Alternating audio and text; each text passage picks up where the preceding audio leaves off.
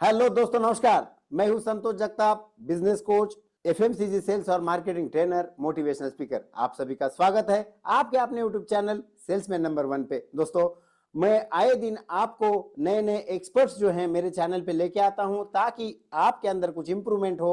आज उसी प्रकार का प्रयास मैंने किया है। आज हमारे साथ में sales trainer, motivational speaker Kuldeep sir हैं, जो कि भारत और भारत के बाहर काम कर चुके हैं। लगभग 22 साल उन्होंने कॉर्पोरेट्स में सेल्स में काम किया और उन्होंने भारत और भारत के बाहर भी कॉर्पोरेट्स में काम किया है, बिजनेस भी किया है और पिछले 5 साल से वो ट्रेनर हैं। तो आज मैं आपको उनके साथ इंट्रोड्यूस करवाता हूं और हम आज उनसे जानेंगे सेल्स ट्रेनिंग का क्या महत्व है, what is the importance of sales training. हमारे साथ अभी आज हैं कुलदीप सर। कुलदीप सर का मैं स्वागत करूंगा। नमस्कार सर। नमस्कार नमस्कार संतोष नमस्कार जी, सर, थैंक यू नमस्कार। सो आपका मच। स्वागत है सेल्समैन नंबर 1 यूट्यूब चैनल पर। और आज जानते थैंक यू हैं सर। ट्रेनिंग का क्या इंपॉर्टेंस है। ठीक है संतोष जी। संतोष जी, मैंने अपना करियर सेल्स एंड मार्केटिंग में शुरू किया था। आज से लगभग 30 साल पहले मैं as a sales executive join हुआ था। सन फार्मास्यूटिकल करके कंपनी है, उसमें वहां से मैंने अपना करियर शुरू किया। उसके बाद मैंने एमबीए किया मार्केटिंग में। उसके बाद मुझे सिप्ला में अपॉइंटमेंट मिला एज अ मैनेजमेंट ट्रेनी। उसके बाद मैं रेनबैक्सी में रहा काफी साल, ऑलमोस्ट अगले 10 साल में रेनबैक्सी में था, जहां पे मैंने शुरुआत की एज अ सेल्स एग्जीक्यूटिव से। Area manager, hospital business manager. उसके बाद मैं ब्रांड मैनेजर रहा। मैं 2 पोस्टिंग्स आउट ऑफ इंडिया भी रहा हूँ। 2 साल के लिए इंडोनेशिया में रहा हूँ, 5 साल के लिए नाइजीरिया में रहा हूँ। और मैंने खुद का अपना बिजनेस भी सेटअप किया था क्योरमेड लाइफ साइंसेज के नाम से, तो वो एक एक्सपीरियंस भी है। तो कहने का तात्पर्य ये है कि कहीं ना कहीं सेल्स की जो टीम्स हैं उनके साथ काम करना, बाहर के जो देश में जो हमारी सेल्स टीम्स हैं उनके साथ काम करना, तो मुझे काफी सारा एक सौभाग्य मिला अलग अलग लोगों के साथ काम करके सीखने का। ग्रेट। तो ना कि बल्कि देश में, देश के बाहर भी आप बिजनेस और जॉब भी कर चुके हैं। लेकिन सबसे ताज्जुब का सवाल हाँ ये है जी। सर कि आप इतने 22 साल तक आपने जॉब किया, इतनी बड़ी पोस्ट पे थे और देश विदेश में आपने काम किया, अच्छी खासी सैलरी मिल रही थी, फिर आप ट्रेनिंग फील्ड में कैसे आए। Thank you so much Santosh ji. मेरा इंटरेस्ट था ट्रेनिंग के अंदर, क्योंकि मैं जो भी कॉरपोरेट में भी जब मैं सेल्स मार्केटिंग के जॉब कर रहा था तो वहां पे टीम को ट्रेन करने का रोल हमारा ही रहता था। क्योंकि जब हम इंटरनेशनल मार्केट्स में थे, जैसे इंडोनेशिया में या नाइजीरिया में, तो हमारे पास इन हाउस ट्रेनिंग डिपार्टमेंट्स नहीं थे। तो मुझे कहीं ना कहीं लोगों को डेवलप करना, लोगों को इंश्योर करना कि उनके अंदर जो प्रतिभाएं हैं उनको निकालना, उनको हेल्प करना, वो काफी अच्छा लगता था। कि जब लोग एक अपने हाईएस्ट लेवल परफॉर्म करना शुरू करते हैं तो ऑर्गेनाइजेशन के लिए, मैनेजर के लिए, टीम के लिए बहुत ही इफेक्टिव होता है। तो वो चीज अंदर तो थी, लेकिन इसको मैं क्या अपना करियर बना पाऊंगा, ये मैंने कभी उतने ज्यादा गंभीरता से सोचा नहीं था। तो पेंडेमिक के टाइम पे मुझे धीरे धीरे इसी फील्ड में थोड़ा और इंटरेस्ट आने लगा। मैं पढ़ने लगा, काफी सारी चीजें जानने लगा। और तब मैंने डिसाइड किया कि जो मैंने सीखा है इतने सालों से, क्योंकि मैं सेल्स मार्केटिंग में रहा हूं, तो क्यों ना मैं ये जो मेरी सारी चीजें मैंने सीखी हैं इनको कहीं ना कहीं लोगों तक लेके जाऊं।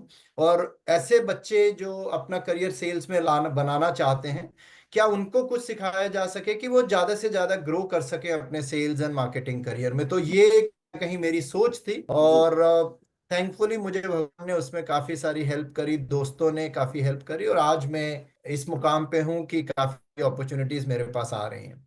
मैं आपको अक्सर लिंक्डइन पे और सोशल मीडिया पे देखता हूँ कि आए दिन आप नए नए कंपनी में, बड़े बड़े कंपनियों में बहुत सारे लोगों को आप ट्रेन करते हैं। आप क्या क्या प्रकार के ट्रेनिंग देते हैं सर, ये बताइए सर, किस प्रकार की आप ट्रेनिंग देते हैं।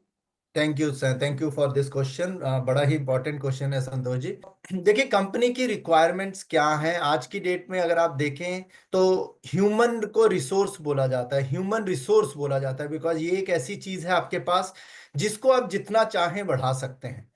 तो कंपनीज की रिक्वायरमेंट रहती हैं, जैसे कि सबसे पहली एक बड़ी रिक्वायरमेंट रहती है कि कंपनी के पास एक सेल्स टीम है। वो सेल्स टीम आज एक एक्स अमाउंट की परफॉर्मेंस दे रही है, तो कंपनी क्या उसको एक्स इंटू 5x कर सकती है या 10x कर सकती है, अपनी सेल्स की टीम्स को कैसे कैपेबिलिटीज को एनहेंस कर सकती है। तो मेरा एक प्रोग्राम है जो प्योरली सेल्स के ऊपर, सेल्स टीम की कैपेबिलिटी बिल्डिंग के ऊपर प्रोग्राम है।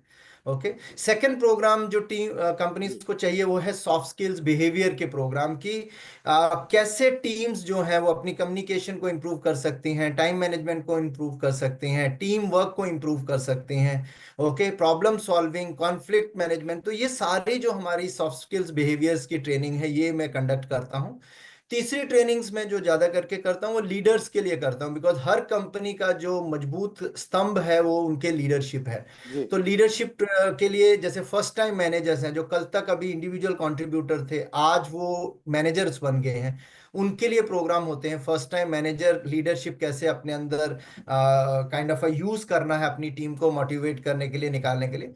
और वैसे ही जो ऑलरेडी एग्जिस्टिंग लीडर्स हैं, 3 4 5 साल से लीडरशिप रोल में है, उनको हम लोग ट्रेन करते हैं कि अपने आप की कैपेबिलिटीज, लीडरशिप कैपेबिलिटीज कैसे एनहेंस कर सकते हैं। और मेरा एक लास्ट प्रोग्राम जो काफी आपने जिसके बारे में थोड़ा सा जिक्र भी किया था, आउटबाउंड ट्रेनिंग टीम बिल्डिंग का एक प्रोग्राम है। जी क्योंकि कहीं ना कहीं कॉर्पोरेट्स में एम्प्लॉयज सब काम करते रहते हैं, तो कहीं ना कहीं उनको एक थोड़ा सा अपॉर्चुनिटी कंपनीज देती हैं कि वो बाहर निकलें, अपने ऑफिस से बाहर निकलें, थोड़ा सा इंजॉयमेंट करें। But it is not just enjoyment, enjoyment के साथ साथ में उनको सीखने को मिले, कुछ करके सीखने को मिले, एक्सपीरियंशियल लर्निंग करने को मिले। तो ये प्रोग्राम भी मैं मोस्टली आउटबाउंड करता हूँ। और जस्ट एक एक सेकेंड और लूंगा कि जी सेल्स में बहुत सारी कंपनी की अलग अलग रिक्वायरमेंट्स निकलती हैं। कुछ कंपनीज कहती हैं कि हमें हमारे लिए स्पेसिफिक प्रोग्राम बनाइए, जैसे नेगोशिएशन स्किल एक बहुत जरूरी चीज है। आप खुद एक सेल्स ट्रेनर, जी आप जानते जी हैं कि जी नेगोशिएशन स्किल की कितना महत्व है, ऑब्जेक्शन हैंडलिंग का कितना महत्व है, की अकाउंट मैनेजमेंट का कितना महत्व है, रिटेल सेल्स में रिलेशनशिप बिल्डिंग, चैनल मैनेजमेंट का कितना इंपॉर्टेंस है। तो हम उस तरीके के, या मैं उस तरीके के प्रोग्राम भी जो है कॉर्पोरेट्स के लिए डेवलप करता हूँ। जी जी जी सर, तो जैसे आजकल कंपनियां जो हैं सर, वो कस्टमाइज ट्रेनिंग प्रोग्राम भी आपसे रिक्वायरमेंट जो है तो वो करती हैं। हाँ लेकिन जी। एक सबसे बड़ी जो समस्या आज के दिन में उभर के सामने आ रही है कि एफएमसीजी सेल्स और मार्केटिंग जो क्षेत्र हैं ये बहुत बड़ा फील्ड है, बहुत वास्ट है, और इससे करोड़ों लोग जुड़े हैं भारत में।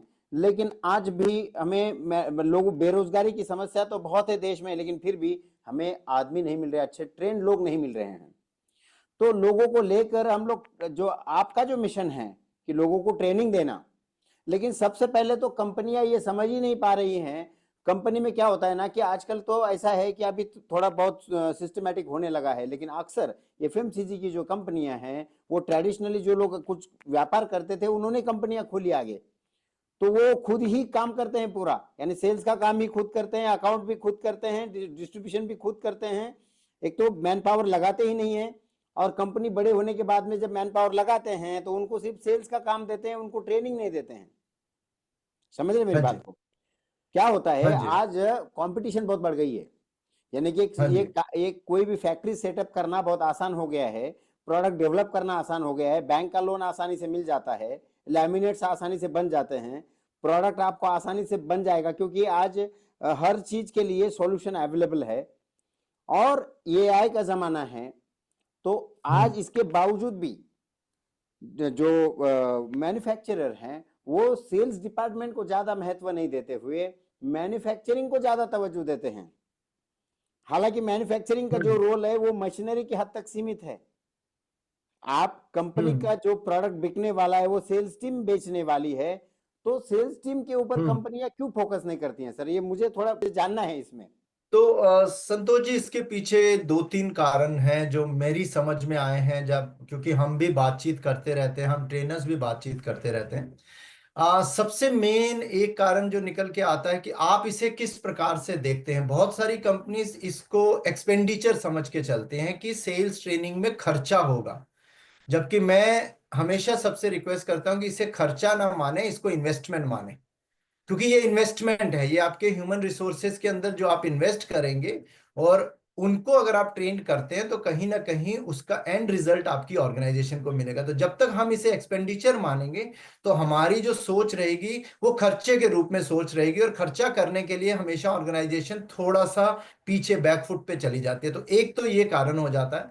दूसरा कारण ये होता है संतोष जी कि बहुत बार जो ओनर्स हैं या जो सीनियर मैनेजमेंट में बैठे हुए लोग हैं, उनको कई बार ऐसे लगता है कि ये किसी काम की नहीं है। सेल्स ट्रेनिंग वगैरह से कोई फर्क नहीं पड़ता। यहाँ तो पास्ट में उन्होंने कोई ट्रेनिंग करवाई थी जो शायद प्रॉपरली ऑर्गेनाइज नहीं की गई थी।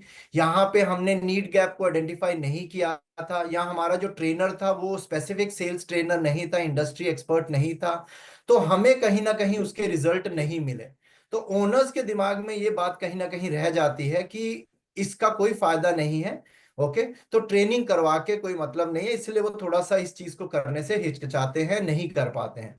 जी। तीसरी चीज जो काफी बार मुझे सुनने में आती है कि बहुत बार ओनर्स का या सीनियर सेल्स लीडरशिप का ये मानना है कि टीम तो टिकने वाली है नहीं है, दो हम्म। महीने में 3 महीने में टीम मेरी रोल ओवर होने वाली है। तो आज अगर मैं पर पर्सन एक 5,000 का खर्चा करवा के उसको ट्रेनिंग भी करवाता हूँ, पर पर्सन की बात कर रहा हूँ, कि अगर मैं चलो मान के चल रहा हूँ उसको मुझे हेडक्वार्टर से बुलाना है, एक दिन स्टे करवाना है, ट्रेनिंग करवानी है, तो मान के चलिए कि 4 से 5 हजार रुपए का अगर कम से कम खर्चे की बात कर रहा हूँ एग्जाम्पल। तो ओनर ये मान कहीं ना कहीं उनकी सोच में, और मैं प्लीज मुझे मैं यहाँ पे ये कहूंगा कि कहीं भी कोई सोच गलत या सही नहीं है, ये सब सोचने का नजरिया है। तो ओनर ये सोचते हैं कि अगर 3 महीने तक ही मेरे पास एक लड़का टिकेगा तो मैं उसके ऊपर खर्चा क्यों करूं, मैं क्यों ट्रेन करूं उसको। तो ये कुछ कारण हैं जो मुझे थोड़े से समझ आए हैं। प्लस इसमें मैं सारा सारा कुछ ओनर्स या सीनियर लीडरशिप को नहीं दूंगा। कई बार ऐसा भी हुआ है कि लड़के जो ट्रेनिंग में आए हैं वो वहां आते तो जरूर हैं, लेकिन वो थोड़ा सा अपने आप जो होता है कि अपने तरफ से भी एफर्ट्स डालने पड़ते हैं कि मैं कुछ चीजें सीख के जाऊं और उसको जाके इम्प्लीमेंट करूं। तो ओनर्स का ये भी कहना है कि हमने टीम को भेजा तो जरूर था, लेकिन आने के बाद हमें कहीं भी कोई रिजल्ट नहीं दिखे। तो ये जी। 3 4 कारण हैं जो कहीं ना कहीं जब मेरी ओनर्स के साथ बात होती है तो समझ में आते हैं कि ये कुछ कारण हैं जो उनको थोड़ा सा बैकफुट पे ले जाते हैं कि हमें ट्रेनिंग करवानी चाहिए या नहीं करवानी चाहिए।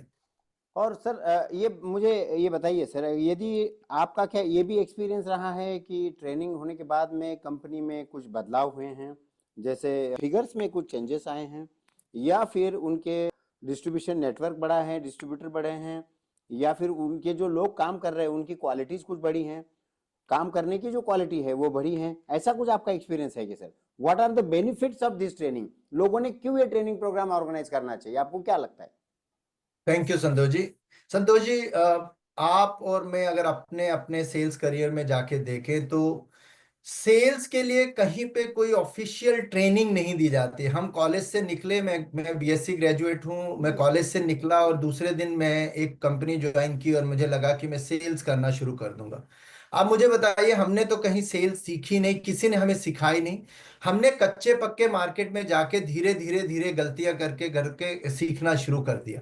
ओके, लेकिन उसका कहीं ना कहीं असर जो है वो कंपनी के बॉटम लाइन के ऊपर भी पड़ता है, बिकॉज कहीं ना कहीं मेरे को तो सैलरी दी जा रही थी। अब भले मैं 2 महीने में, 3 महीने में, 4 महीने में रिजल्ट दिखाना शुरू करूंगा, तो कहीं ना कहीं कंपनी को तो खर्चा एक तरीके का उसके बॉटम लाइन को हिट करता ही है, उसके रेवेन्यू को हिट करता ही करता है। ओके, अब मैं अगर आऊं इस चीज पे कि क्या सेल्स ट्रेनिंग सही मायने में हेल्पफुल है या नहीं है, और हमारे एक्सपीरियंस में क्या हमें देखने के मिल रहा है कि सेल्स ट्रेनिंग का इम्पैक्ट होता है कि नहीं होता है, तो मैं आपसे कहूंगा कि अमूमन अगर एक बहुत ही बेसिक लेवल का ट्रेनिंग प्रोग्राम है जहां पे हम कुछ कंसेप्ट्स देते हैं। देखिए, सेल्स ट्रेनिंग का फ्रेमवर्क क्या होता है, हम कुछ कंसेप्ट्स देते हैं, कुछ टूल्स देते हैं, टेक्निक्स देते हैं, फ्रेमवर्क्स देते हैं, हम उनको प्रैक्टिस करवाते हैं कुछ चीजें। तो ये अगर लड़का कल जाके फील्ड में यूज करना शुरू करता है तो एवरेज हमारा एक एक्सपीरियंस बोलता है कि 12 से 15% रिजल्ट अगर वो इन चीजों को जाके इंप्लीमेंट करता है तो 12 से 15% सेल्स में इंक्रीमेंटल सेल्स दिखने के 100% चांसेस हैं।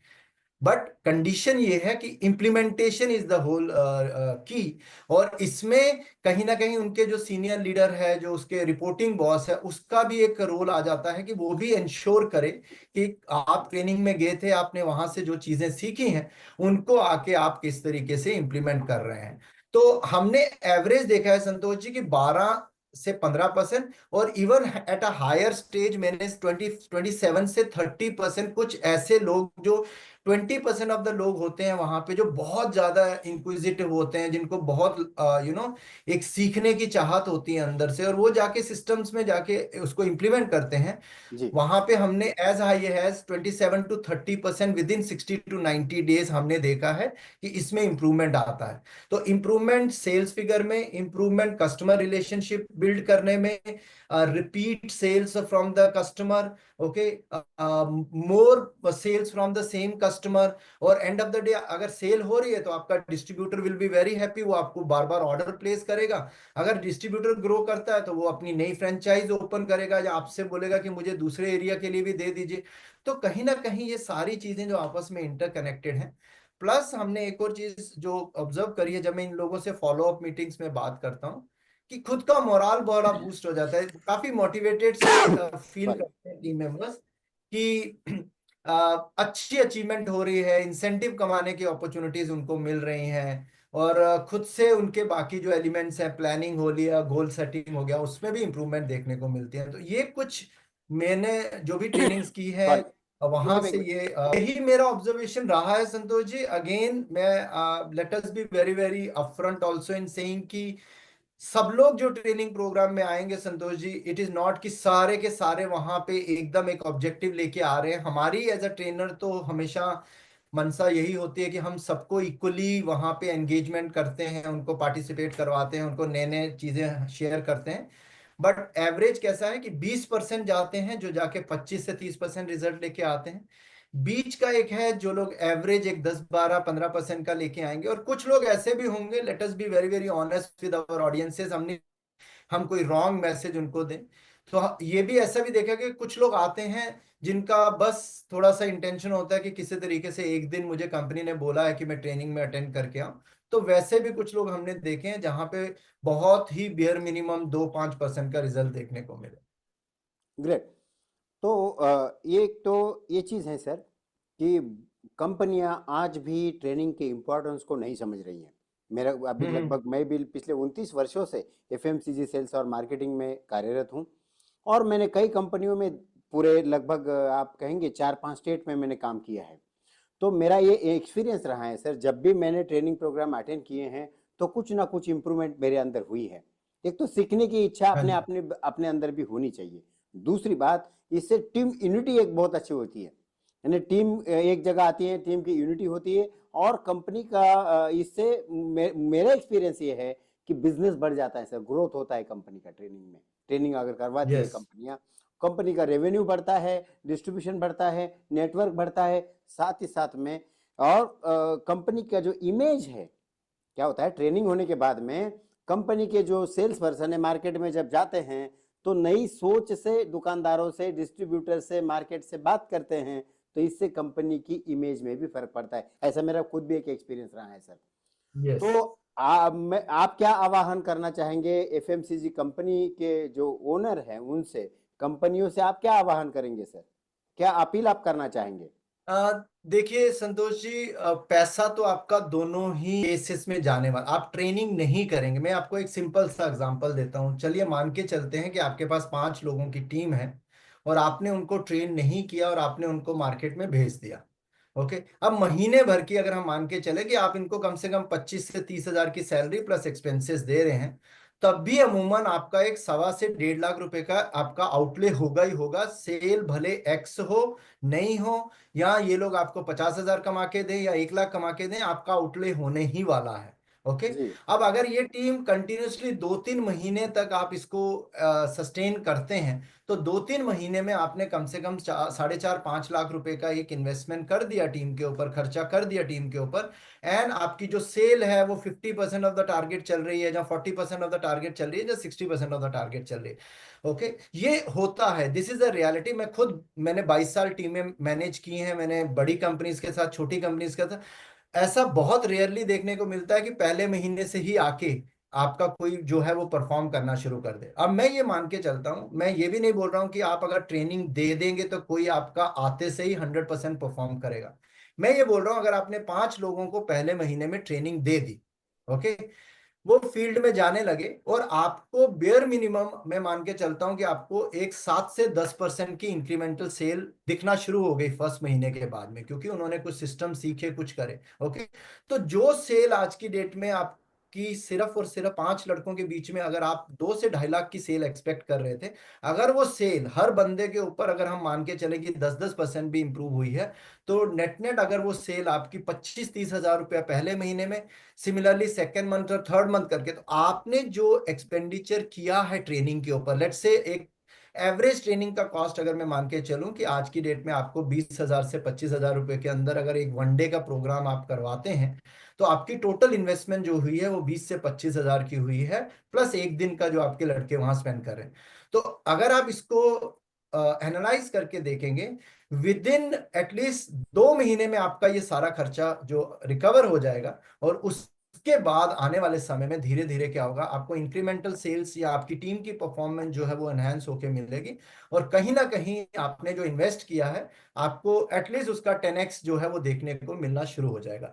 तो ये कैलकुलेशन है। खर्चा ना करें, अगर आप ट्रेनिंग नहीं करेंगे, आपको लगेगा कि मैंने 20 हज़ार रुपये शायद बचा लिया, बट आपने बचाया नहीं, बिकॉज सैलरी तो आप फिर भी देने वाले हैं, लोग आपके 30-40% की एवरेज पे प्रोडक्टिविटी देने वाले हैं।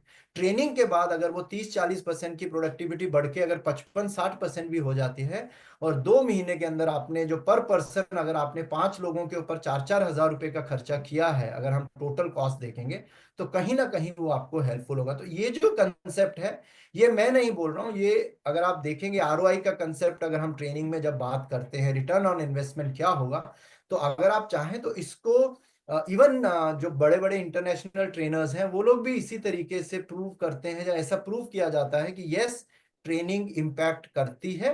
अगर सही तरीके से नीड आइडेंटिफाई की जाए, सही तरीके से आपकी टीम को क्या चाहिए उसको समझा जाए, उनको ट्रेन किया जाए, तो आपको रिजल्ट जरूर दिखेंगे, और आप अपना कॉस्ट जो है वो 2 महीने में रिकवर कर जाओगे, और उसके बाद में सरप्लस में आना शुरू हो जाएगा आपको। सो दैट जी, इज हाउ आप इसको यानी देख कि सकते हैं। यदि हम खर्चा करते हैं तो कम खर्चा होगा, और खर्चा नहीं करते हैं तो ज्यादा खर्चा होगा। ज्यादा खर्चा होगा, ये यस, देखा गया है। तो कंपनियों को ये समझने की जरूरत है। मैं आपको इतना ही कहूंगा सर, इसमें कि मेरा उद्देश्य क्या है कि मैं 1 लाख से अधिक सेल्स प्रोफेशनल्स को, डिस्ट्रीब्यूटर्स को, सुपर स्टॉकिस्ट को, मैन्युफैक्चरर्स को इस फील्ड में लाना चाहता हूं, क्योंकि इसमें बहुत हम्म। सारी संभावनाएं छुपी हैं। ये बिजनेस कभी बंद होने वाला नहीं है। लॉकडाउन में भी आपने देखा होगा सब बिजनेसेस बंद थे, लेकिन एफएमसीजी का बिजनेस बंद नहीं था। तो मेरा आह्वान है कंपनियों से कि आप एफएमसीजी सेक्टर में आइए। सेल्स कुछ यूथ है जो ग्रेजुएट है, अंडर ग्रेजुएट है, जिनका एजुकेशन 12th तक हुआ है, उनको भी मैं इनवाइट करूंगा कि सेल्स में आइए। एफएमसीजी में बहुत सारी संभावनाएं हैं, और कंपनियों से आग्रह करूंगा कि आप जैसे मैन्युफैक्चरिंग पे खर्चा करते हैं, ब्रांडिंग पे करते हैं, है ना, एडवर्टाइजमेंट पे करते हैं, उसी प्रकार का थोड़ा एक्सपेंसेस, उससे बहुत कम, यानी कि उस एक्सपेंसेस के मुकाबले में ये 0.001% भी नहीं है। एक इस प्रकार के खर्चे आप करते हैं तो आप बहुत सारा आपका खर्चा बचेगा, कंपनी की इमेज बढ़ेगी, आपके लोगों का नॉलेज बढ़ेगा, मार्केट में उनका अप्रोच जो है वो अच्छा होगा, और इससे कंपनी के बेनिफिट ही होने वाले हैं। इसमें कोई नुकसान का कोई चांस ही नहीं है। तो मेरा आग्रह रहेगा कि आप ट्रेनिंग प्रोग्राम जरूर ऑर्गेनाइज कीजिए। कुलदीप सर, आपका बहुत बहुत धन्यवाद, और मैं चाहूंगा कि आप बार बार हमारे चैनल पे आए, और जो हमारे दर्शक हैं उन्हें मोटिवेट करें, और कंपनियों को भी मोटिवेट करें कि ट्रेनिंग प्रोग्राम आयोजित कर सके। मुझे यकीन है दोस्तों ये जरूर। वीडियो आपको पसंद आया होगा। यदि आता है तो इस चैनल को सब्सक्राइब जरूर कीजिए, वीडियो को लाइक और शेयर करना मत भूलिए, और कमेंट बॉक्स में ये भी लिखिए कि आपको कैसा लगा ये इंटरव्यू, और साथ में कौन से प्रकार के आप कंटेंट भविष्य में देखना चाहते हैं वो भी आप मुझे कमेंट बॉक्स में बता सकते हैं।